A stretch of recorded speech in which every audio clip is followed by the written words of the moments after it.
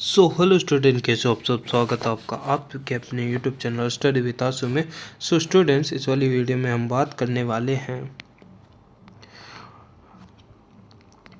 ड्रैकनकुलस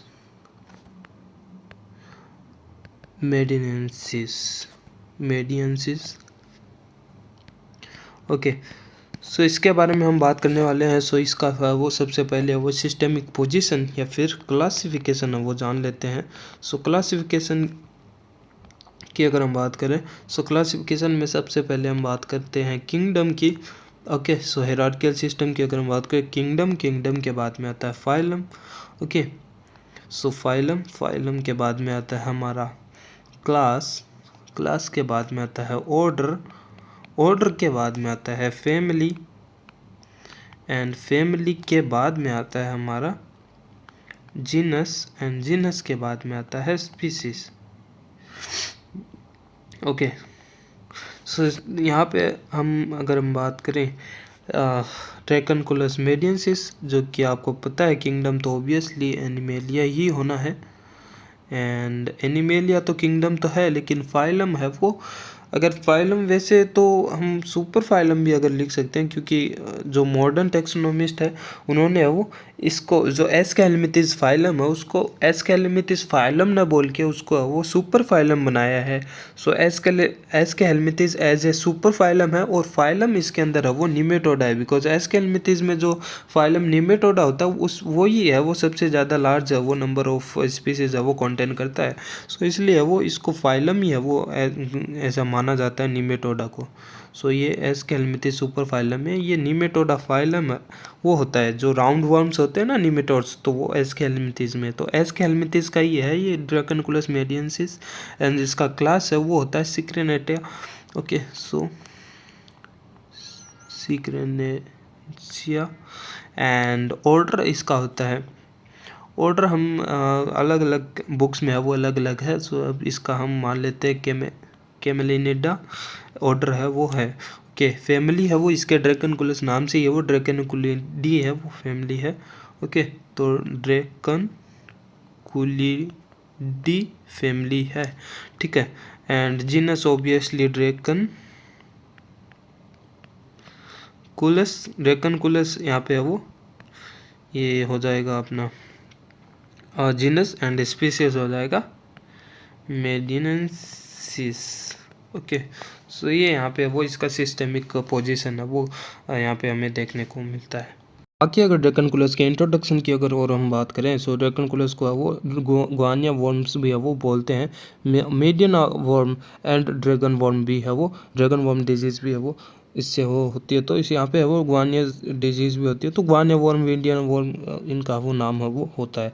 and vector borne parasite disease है होती है, बिकॉज वेक्टर इनमें साइक्लोप्स है वो वेक्टर होता है जो कि वाटर वगैरह में है वो देखने को मिलता है। तो वाटर वो साइक्लोप्स से अगर कंटामिनेट है, और साइक्लोप्स में इसका लार्वा है ड्रैकनकुलस का, जो कि इंटरमीडिएट होस्ट होता है साइक्लोप्स, तो उससे वो ये फैलता है। सो इसलिए वेक्टर बोर्न है वो पैरासाइटिक डिजीज़ इससे होती है। And involve subcutaneous tissue leg और and foot. So leg and foot में जो काइंड ऑफ नीचे वाली जो लेयर होती है सबक्यूटेनियस, तो वहाँ पे ये देखने को मिलते हैं। So reddish colour kind of वो के हो जाते हैं, वो आगे हम देखेंगे। Caused by nematode parasite Dracunculus medinensis, and it is not lethal but disabled its victim temporarily, and temporarily कुछ समय तक जब तक ये डिजीज़ रहती है तो उसको काइंड ऑफ डिसेबल बना देती है। अगर पैर में ये हो गया तो चलने की हालत में है वो नहीं होते हैं, ठीक है। तो transmitted exclusively when people drink stagnant water contaminated with parasite infected water fleas, okay, and affected people in rural and areas। so वहाँ पे वो जियोग्राफिकल डिस्ट्रीब्यूशन की अगर हम बात करें, सो ये ज़्यादातर है वो Africa and from Senegal west to Europe east. So यहाँ पे वो वेस्ट टू ईस्ट है वो देखने को मिलते हैं। सेनेगल एंड इथोपिया साइड है वो यहाँ पे वो देखने को मिलता है। Also found in India, Pakistan, South Arabia and Yemen, तो यहाँ पे भी ये देखने को मिलते हैं। So the majority of human infection occur in part of West Africa, सबसे ज़्यादा वेस्ट अफ्रीका में यहाँ पे इन्फेक्शन देखने को मिलता है, and east Africa and India. Okay, so यहाँ पे ये वाला पार्ट है वो कुछ ज़्यादा ही इफेक्ट रहता है। एंड इंडिया में भी यहाँ पे हमने बात की कि इंडिया में है वो, इंडिया के अंदर भी है वो ये इन्फेक्शन है वो देखने को मिलता है। सो हैबिट की अगर हम बात करें, हैबिटेट्स की अगर हम बात करें कहाँ पे ये देखने को मिलता है, सो सब cutaneous tissue specially part that contact with water, like foot है वो, पैर है वो, नम इलाकों में अगर कोई रहता है तो पैर है वो वाटर के कांटेक्ट में रहता है तो पैरों से है वो यहाँ पे आ सकते हैं, लेग्स एंड शोल्डर एंड, तो वहाँ पे ये उसकी स्किन्स के नीचे है वो सब क्यूटेनियस टिश्यूज जो होते हैं वहाँ पे ये है वो रहता है ड्रैकनकुलस मीडियंसिस। अगर हम ये कैसा दिखाई देता है तो मॉर्फोलॉजी की अगर हम बात करें कैसा दिखाई देता है, so one of the largest nematodes, okay, because they are milky whitish colour, so colour इनका मिल्की वाइटिश होता है and they are cylindrical in shape and unsegmented, okay, so segmented नहीं होते हैं, ओके, अनसेगमेंटेड होते हैं and adult female have been recorded to 1.20 metre long, okay, so 1.20 metre is almost about is almost about almost 4 foot almost, okay, so male are shorter and some are known to grow to 40 okay, so and adult female worm की अगर हम बात करें, so it is cylindrical in shape and long and 60 centimeter to 1 meter and in length and 0.9 to 1.7 mm in diameter, okay, so the cuticle is smooth and the posterior end is blunt and bent to form a hook, okay, so posterior end जो होता है वो तीखा नहीं होता है, ठीक है, तीखा नहीं होके यहाँ पे ब्लंट एंड होता है इनका, ओके, एंड यहाँ पे बैंड, ये बैंड इसमें देखने को मिलता है, okay, to form a hook, यहाँ पे हुक लाइक स्ट्रक्चर ऐसे बैंड होके बना देते हैं। So the body of gravid female is virtually filled with the branched of an numerous uterus that contain about 3 million embryos, okay, सो ये female के ग्रेविड्स वाले पार्ट्स में जहाँ पे यूट्रस होता है बहुत सारे एंड उस यूट्रस में है वो 3 मिलियन तक वो एम्ब्रियोज अपने लार्वा के है वो देखने को मिलते हैं। So it is viviparous, okay, because ये एग को ले नहीं करके क्या करते हैं अपने डायरेक्ट लार्वा को, वो यंग वन को, वो यंग वन नहीं बोल के उनके लार्वा को डायरेक्ट विदाउट एग तो वो है वो हैच करते हैं, ओके, सो लाइफ स्पेन है वो 1 साल तक इनकी होती है। सो एडल्ट मेल वर्म की अगर हम बात करें, अभी हमने फीमेल की बात की जहाँ पे उनमें है वो ग्रेविड वाले पार्ट में है वो बहुत सारे यूट्रस थे जिसमें मिलियंस ऑफ एम्ब्रियोज थे, ओके, एंड अगेन वो विविपेरस थे। अगर मेल की अगर हम बात करें तो उनकी लेंथ है वो, मेल की लेंथ 0.01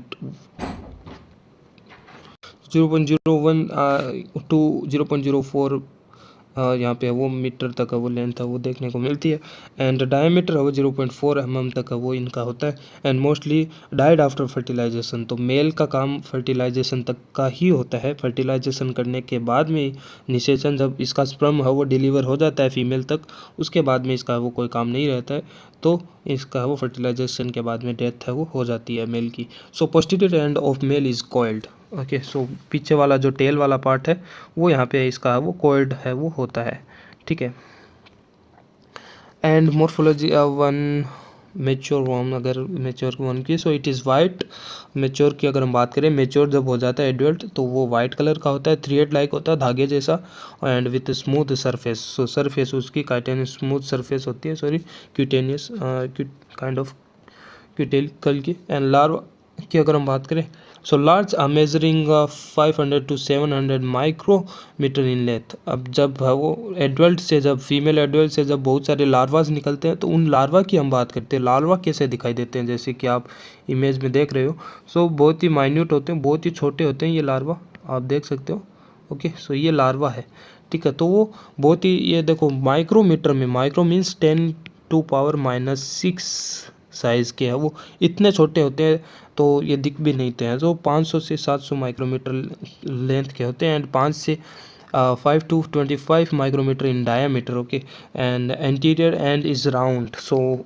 आगे का जो पार्ट होता है वो राउंड होता है kind of, and tail is pointed and long, so tail इसकी जो पार्ट होती है, ये जो आप टेल देख रहे हो एकदम पॉइंटेड होती है, तिखी होती है, ठीक है, टेल वाला पार्ट है वो तिखा होता है एंड थोड़ा आगे वाला पार्ट है वो थोड़ा राउंड होता है, ओके,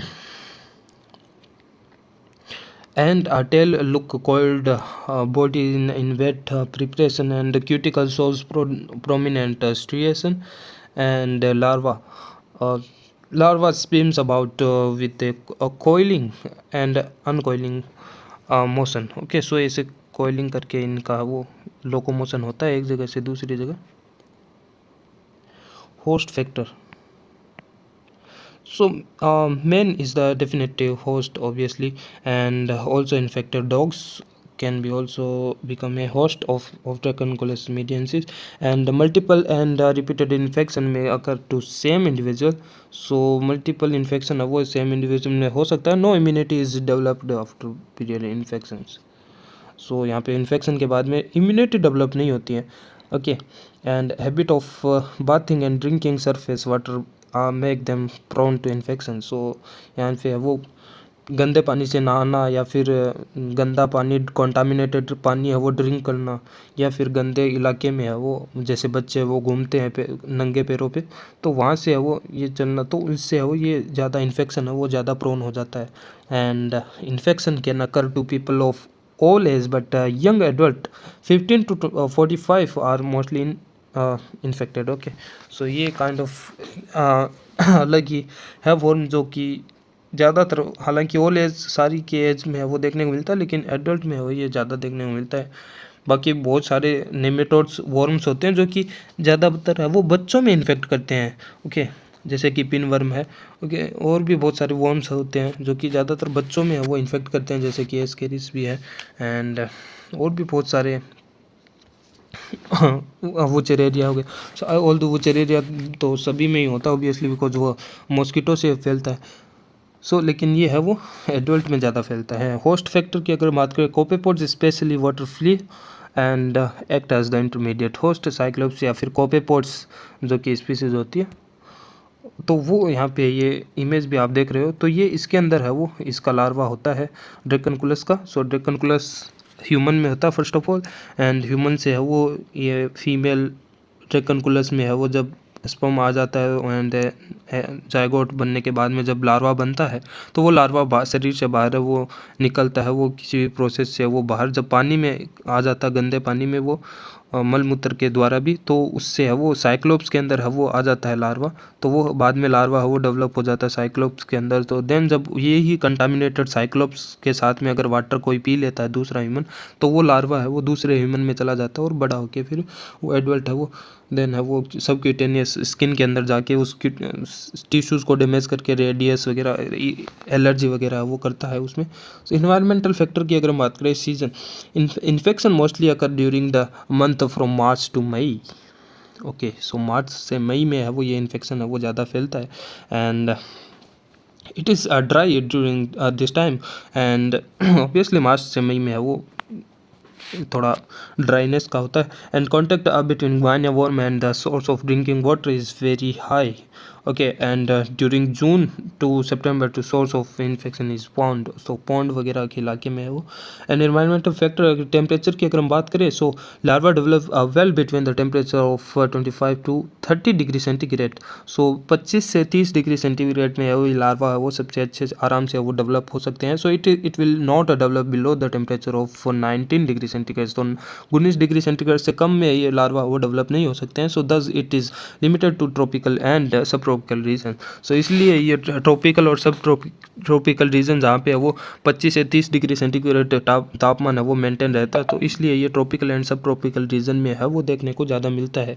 बाकी जो डेजर्टी इलाका है जहाँ पे कुछ ज़्यादा ही हाई टेम्परेचर हो जाता है, या फिर अगर हम बात कर लें पोलर वाले रीजन में जहाँ पे है वो आर्कटिक या फिर पोलर वाले रीजन पे है वो टेम्परेचर बहुत ही कम रहता है, 0 डिग्री सेंटीग्रेड से भी कम रहता है, तो वहाँ पे ये डेवलप नहीं होते हैं, तो वहाँ वाले रीजन में ये देखने को नहीं मिलते हैं। Only tropical and sub tropical reason पे जहाँ पे 25 से 30 डिग्री टेम्परेचर वो मेंटेन रहता है, वहाँ पे ये ज़्यादा देखने को मिलते हैं। मोड ऑफ ट्रांसमिशन की अगर हम बात करें, so disease is transmitted entirely through the consumption of water and containing cyclops and harboring the infective stage of the parasite. Okay, so जो साइक्लोप्स जो कि जिसके अंदर है वो इन्फेक्टिव लार्वा है ड्रैकनकुलस का, जो कि वाटर में है, तो साइक्लोप्स से कंटामिनेटेड वाटर अगर कोई पी लेता है तो वहाँ से वो ये इन्फेक्शन देखने को मिलता है. So guinea worm disease is a totally water based disease. So ये गुआनिया वर्म है बिकॉज ये वर्म वाटर से आ रहा है, तो वाटर बेस्ड डिजीज है. सो लाइफ साइकिल की अगर हम बात करें, सो past life cycle in two hosts, obviously. First is man and the intermediate host is cyclops, that is mostly found in water, and definitive host is man, or the adult parasite in the subcutaneous tissue, जो कि subcutaneous tissue के पास के अंदर है वो रहते हैं. Intermediate हो साइक्लोप्स होता है, and in which the larva undergo certain development changes before that become infective to man. Okay, so life cycle की फर्स्ट स्टेज की अगर हम बात करें, so first stage larva release by female into the water by the female worm. So female worm के through है वो larva है वो बाहर निकले, और जब वो वाटर में जब निकलते हैं, so female release millions of first stage larva into the water. So water में है वो बहुत सारे लार्वाज है वो रिलीज कर दिए जाते हैं. Okay, so because so they remain in water for up to 1 week. So 1 week तक वो वहाँ पे वो रहते हैं वाटर में, and until they are ingested by suitable copepods. So copepods उनको जब तक खा नहीं लेता है, और जब कोपेपोड्स खा लेता है तो वो लार्वा है वो उसके अंदर है वो आ जाते हैं कोपेपोड्स के अंदर. Inside the copepods they molt twice to form third stage larva, and which is its infective form. So larva बन के है वो फीमेल से बाहर निकला पानी में, और ये लार्वा है वो साइक्लोप्स के अंदर गया, और साइक्लोप्स के अंदर ये लार्वा है वो 2 मोल्टिंग प्रोसेस के थ्रू, फर्स्ट मोल्टिंग प्रोसेस के थ्रू ये लार्वा काइंड ऑफ है वो लार्वा सेकंड L2 स्टेज में गया, एंड सेकंड मोल्टिंग स्टेज आएगी, फिर से है वो इसके ऊपर से है वो काइंड ऑफ ऊपर वाली लेयर हटेगी, और ये लार्वा और डेवलप होके और बड़ा होके है वो दूसरी मोल्टिंग प्रोसेस 2 मोल्टिंग प्रोसेस के थ्रू गुजर के ये L3 larva third larva stage में गुजर जाएगा और बन जाएगा, और ये थर्ड लार्वा स्टेज ही इन्फेक्टिव स्टेज होती है नेक्स्ट वाली होस्ट में. So life cycle, so infection to the men take place when the ingested और to the contaminated water consisting of infected copepod. So the copepod is dissolving by the digestive juice in stomach releasing the third stage larva. जो कि कोपेपोड्स होता है वो digest हो जाता है by the digestive juice in men's stomach, and after digesting they are releasing their third stage larva in the stomach or intestine. Okay, so it penetrates then penetrates the tissue through the duodenum and migrate to the lower limb, growing and develop there. Okay, so यहाँ पे duodenum जो कि intestine का ऊपरी वाला part होता है small intestine का, तो वहाँ पे ये है वो उसको पेनिट्रेट करके वो काइंड ऑफ ब्लड से है वो या फिर ब्लड सर्कुलेशन से है वो नीचे वाले लिम्स के है वो सबक्यूटेनियस टिश्यू में है वो आ जाते हैं, और वहाँ पे ये डेवलप है वो होते हैं. And after 3 months the male mate and die. So 3 महीने के बाद में है वो काइंड ऑफ वो एडल्ट हो जाते हैं. लार्वा से है वो एडल्ट बनने के बाद में जो मेट होते हैं वो मेटिंग करने के बाद में रिप्रोडक्शन करने के बाद में वो मर जाते हैं, and female continue to grow and travel down the muscle plane. तो वो फीमेल है वो लेकिन मरती नहीं है, फीमेल है वो ग्रो करती रहती है, और वो ट्रेवल है वो और नीचे ज़्यादा है वो मसल्स में है वो और नीचे की साइड में वो चली जाती है. So the female emerge about 10 to 14 months to release millions of larvae in water to complete its life cycle. Okay, so here is the proper image of life cycle. So in this picture we can clearly see how the Dracunculus completes its life cycle in 2 hosts. So first of all the third stage larva in the cyclops, and with contaminated with cyclops water contaminated with cyclops. If the human drink that particular water, then the third stage larva with the cyclops enter in the stomach, and the stomach release the digestive juice and digest the cyclops and release the third stage larva, and then larva enter in the duodenum is small intestinal parts and penetrates the duodenum and come into the blood circulatory system, and with the blood circulatory system they come in under the subcutaneous parts of lower limbs like legs, so leg की subcutaneous tissue में है वो ये third या फिर larva ये आ जाता है और वो अडल्ट बन जाता है, लार्वा डेवलप होकर एडल्ट में फॉर्म हो जाता है और एडल्ट में फॉर्म होकर देन फीमेल तो है वो और भी ज़्यादा उससे है वो ज़्यादा दिन तक है वो जीवन है वो अपना लाइफ साइकिल है वो कंप्लीट करती है, बिकॉज मेल तो है वो मेट करके है वो मर जाते हैं, लेकिन जो फीमेल है वो और ज़्यादा नीचे लोअर लिम्ब में है वो काइंड ऑफ पैर के नीचे साइड में है ये आ जाता है और पैर के नीचे साइड में आने के बाद में है वो जब लार्वा को है वो बाहर निकालती है अपने लार्वा को, बिकॉज फीमेल के अंदर है वो अब लार्वा बन गया है तो वो वीवी पेरस होता है, ये एक को ले नहीं करके वो डायरेक्ट ये लार्वा को है वो बाहर निकालती है और लार्वा जब बाहर निकलता है और ये पैरों से जैसे ऐसे पैर की स्किन को रप्चर करके ऐसे बाहर है वो निकल जाता है और पैर भी एकदम रेडिश होते हैं, लाल लाल हो जाते हैं, ऐसे काइंड ऑफ फोड़े जो काइंड ऑफ हो जाते हैं, तो वैसे है वो हो जाते हैं, आगे हम देखेंगे। सो उससे वो बाहर निकल के ऐसे लार्वाज है वो बहुत सारे लार्वा मिलियंस ऑफ लार्वा है वो पानी के अंदर आ जाते हैं और वो उस पानी के अंदर है वो ये साइक्लोप्स बहुत सारे घूमते रहते हैं, साइक्लोप्स उनको लार्वा को है वो खा लेता है तो वो साइक्लोप्स के अंदर चला जाता है। ठीक है, साइक्लोप्स के अंदर है वो दो मोल्टिंग प्रोसेस के थ्रू है वो साइक्लोप्स के अंदर लार्वा 3 में बदल जाता है और उस साइक्लोप्स को मछली भी खा सकती है। अगर मछली ने साइक्लोप्स को खा लिया तो साइक्लोप्स के साथ में लार्वल 3 स्टेज या फिर लार्वा है वो ड्रैकनकुलस का वो मछली में चला जाता है और अब उस मछली को अगर कोई ह्यूमन खा लेता है मछली को तो उस मछली के साथ में भी वो लार्वा जा सकता है। ठीक है, और ये हमारा वो आप रेफरेंस देख लेना, ये वेबसाइट है काइंड ऑफ। ओके,